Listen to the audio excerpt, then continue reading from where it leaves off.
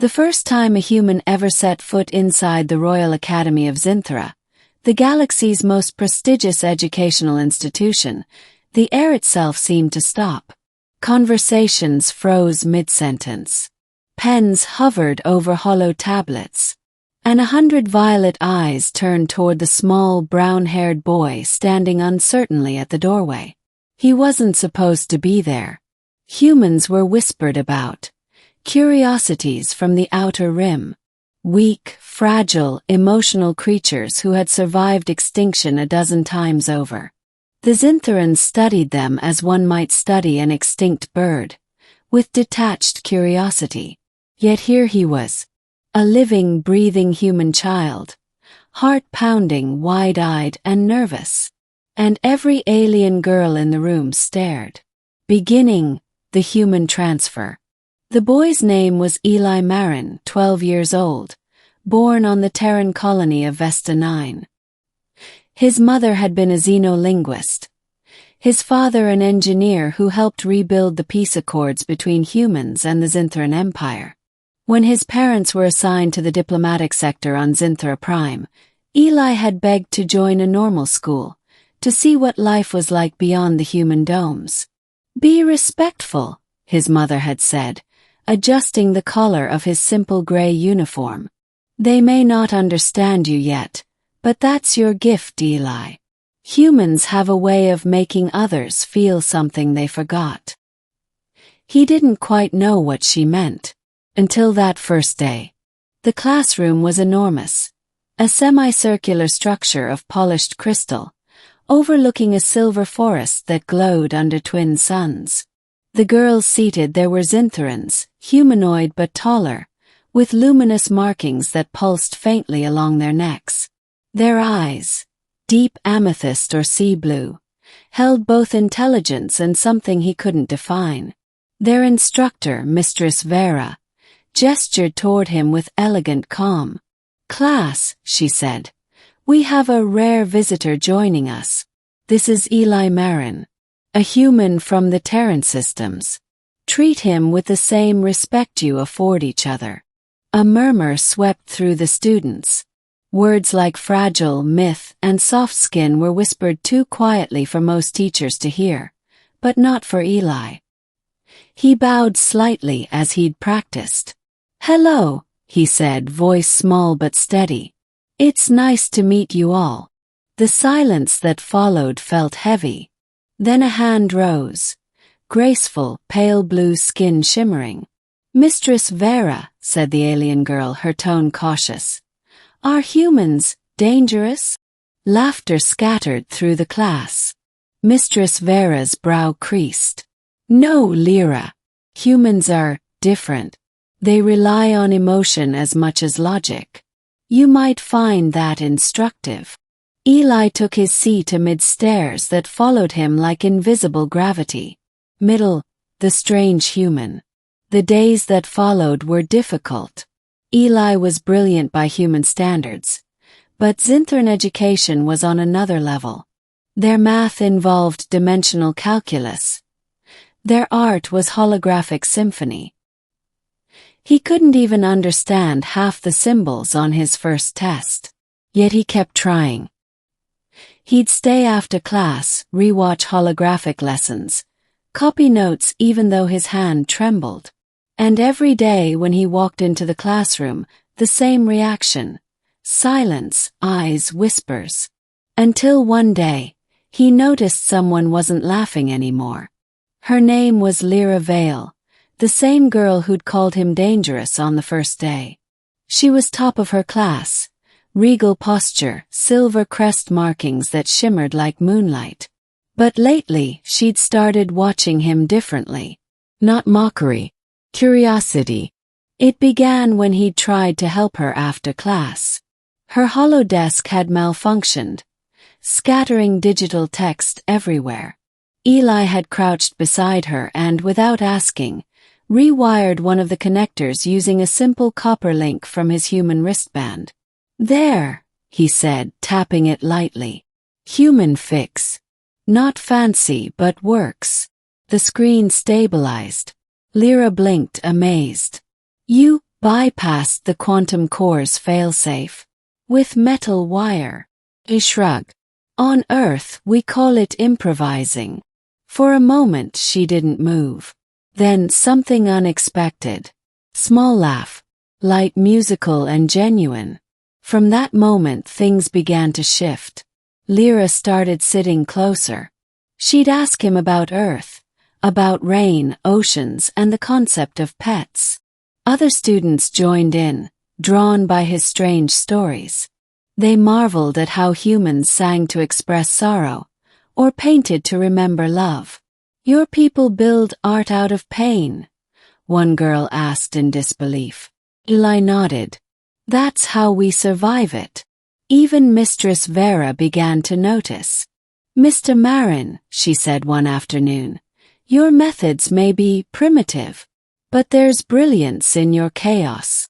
By the end of the first month, the human child who once drew stares of confusion now drew something else. Respect, even admiration.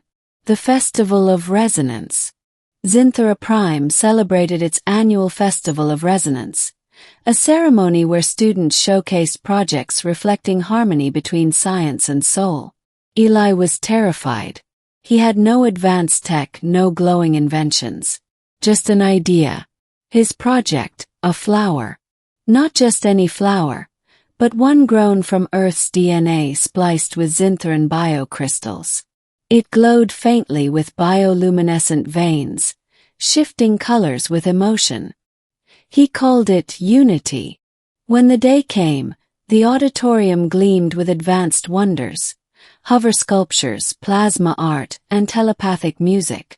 His turn arrived last. Eli walked up, holding the small glass pot carefully. The alien crowd murmured, confused.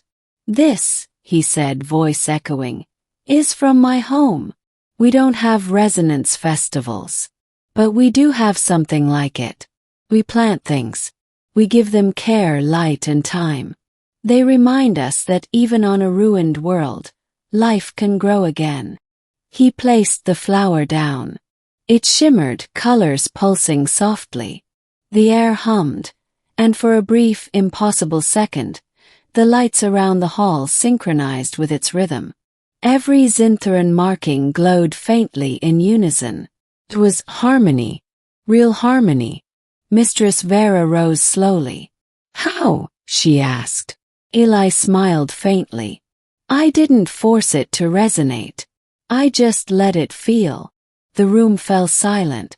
Even the skeptical scholars leaned forward, mesmerized. And somewhere in the crowd, Lyra's eyes shone. Not violet now, but a warm pink hue that Zinthrans couldn't produce naturally. The human and the air. After the festival, everything changed. Lyra sought him out often. They walked the glowing gardens together, exchanging words and laughter. She confessed things. How her world, despite its beauty, felt hollow. How emotion was considered weakness. You humans, she said softly one night. You cry for strangers. You break rules just to comfort each other. We call it illogical, but maybe it's what we lost. Eli smiled. Maybe that's why we're here, to remind you. But Lyra carried a secret. She wasn't just a student. She was the heir to the Zinthran throne, daughter of Queen Athelia herself. Her lineage forbade fraternizing with other species, especially humans. Yet she found herself drawn to the strange warmth Eli carried wherever he went. When word spread that the human and the princess were spending time together, chaos erupted. The Academy's council summoned him. You've grown close to our heir, said the elder. Your kind brings unpredictability, emotion. Do you intend to contaminate her? Eli stood, trembling but defiant. If kindness is contamination, then maybe you need more of it. The council was silent. Even they didn't know how to respond to that. The ending, the change of hearts. That night, the Academy went dark. An attack rogue droids from a rival empire, seeking to kidnap the royal heir. The halls echoed with alarms. The sky burned crimson. Students fled. Teachers sealed the exits. But Lyra was trapped inside the observatory. When Eli heard, he didn't hesitate. While guards hesitated, debating protocol, he ran straight into the smoke-filled corridors, using nothing but instinct. His small frame dodged debris, his lungs burned, but he didn't stop. He found her surrounded by wreckage, a droid's plasma arm ready to strike. Without thinking, he dove between them, shield raised. The blast hit, but only scorched his uniform. He swung a loose pipe, shattering the droid's core in one desperate move. When the silence settled, Lyra looked at him, wide-eyed, trembling. "Why would you do that?" she whispered. "You could have died." He smiled weakly. "Humans, we're wired that way. We protect who we care about." She didn't respond. She just pressed her forehead to his, an ancient Zintheran gesture of trust. The markings on her skin flared in light so bright it filled the room. When the guards finally arrived, they didn't see a human invader or a royal disgrace. They saw a child holding their princess, both glowing with shared resonance, the first true one between species in history. Epilogue. Years later. 10 years later, Zinthera Prime had changed. Humans were no longer myths. They were partners, teachers, bridge builders. The academy had opened its doors to Terran students. And atop the hill overlooking the silver forest stood a monument, a crystalline flower encased in starlight. Below it, an inscription read, "Even the smallest heart can awaken a world." In honor of Eli Marin, the first human student of Zinthera Prime. At the dedication ceremony, a tall figure in royal robes laid her hand upon the monument. It was Queen Lyra Vale, her markings glowing faint pink. She smiled softly and whispered, "You promised to teach us how to feel, Eli, and you did." And somewhere, perhaps among the stars, humanity smiled back.